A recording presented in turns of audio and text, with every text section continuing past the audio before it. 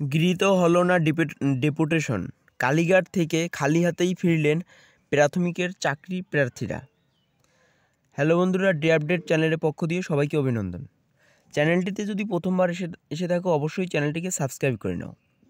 তাহলে প্রাথমিকের শিক্ষক নিয়োগের দাবি নিয়ে দীর্ঘদিন ধরে আন্দোলন চলছে রাজ্যে। নিয়োগের দাবিতে আবারও পথে নামল চাকরি প্রার্থীরা। পরীক্ষায় পাশ করার পরেও চাকরি থেকে বঞ্চিত তারা। সেই ক্ষোভে জানিয়ে মুখ্যমন্ত্রীর দরবারে ডেপুটেশন জমা দিতে গিয়েছিলেন তারা, কিন্তু ফিরতে হলো খালি হাতে। দ্রুত নিয়োগের দাবিতে শুক্রবার মুখ্যমন্ত্রীর বাসভবনে ডেপুটেশন জমা দিতে গিয়েছিল 2016 সালের SLST নবম থেকে দ্বাদশ শ্রেণীর ওয়েটিং চাকরি প্রার্থীরা।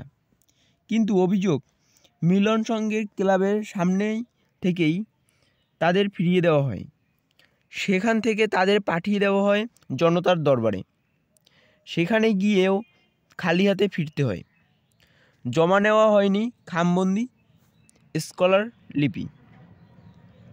এক চাকরি প্রার্থী বলেন, কালীঘাটে পৌঁছানোর পর আমাদের জনতার দরবারে পাঠানো হয়, কিন্তু সেখানে যাওয়ার পর বিষয়টি দেখেই আমাদের ফিরিয়ে দেওয়া হয়।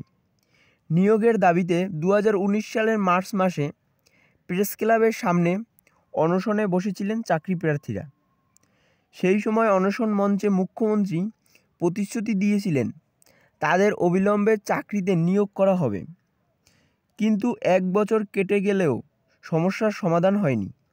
দীর্ঘ লড়াইয়ের পরেও তারা বঞ্চিত। অন্যদিকে প্রাথমিক শিক্ষা পর্ষদের সামনে নিয়োগের দাবিতে বিক্ষোভ দেখান 2014 সালে প্রাথমিক ট্রেড উত্তীর্ণ 130 জন চাকরি প্রার্থী। বিক্ষোভরত এক চাকরি প্রার্থী বলেন, আমাদের নিয়োগের জন্য 130টি শূন্যপদ পাওয়া যাচ্ছে না, অথচ 16,500 শূন্যপদ কীভাবে হলো? তাদের কথায় তারা সকলেই প্রশিক্ষণপ্রাপ্ত। এই 130 জন প্রার্থীকে বঞ্চিত করে কিভাবে 16,500 প্রার্থীকে নিয়োগ করা হচ্ছে, সেই জবাব পর্ষদ সভাপতিকে দিতে হবে। প্রসঙ্গত, কিছুদিন আগেই ট্রেড উত্তীর্ণদের মধ্যে 16,500 জনকে আগামী 2 মাসের মধ্যে চাকরিতে নিয়োগ করার কথা ঘোষণা করেছিলেন মুখ্যমন্ত্রী মমতা বন্দ্যোপাধ্যায়।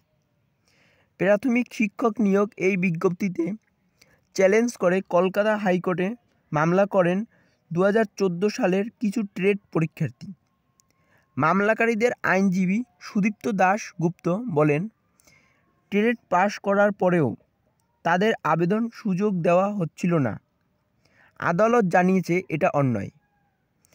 তাদেরও নতুনদের সঙ্গে পরীক্ষায় বসার সুযোগ দিতে হবে।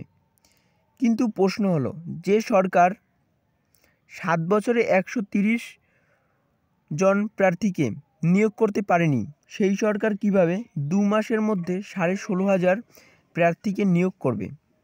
রাজ্য জুড়ে চলা এই ক্ষোভ প্রশমনেই কি বিজ্ঞপ্তি? তো বন্ধুরা, ভিডিওটি যদি ভালো লাগে অবশ্যই একটি লাইক করে দাও, আর চ্যানেলটিতে যদি প্রথমবার এসে থাকো চ্যানেলটিকে সাবস্ক্রাইব করে রাখো, কারণ এই চ্যানেলে যে ভিডিওগুলো আপলোড করা হয়ে থাকে সবই তোমাদের খুবই দরকারি। Thank you.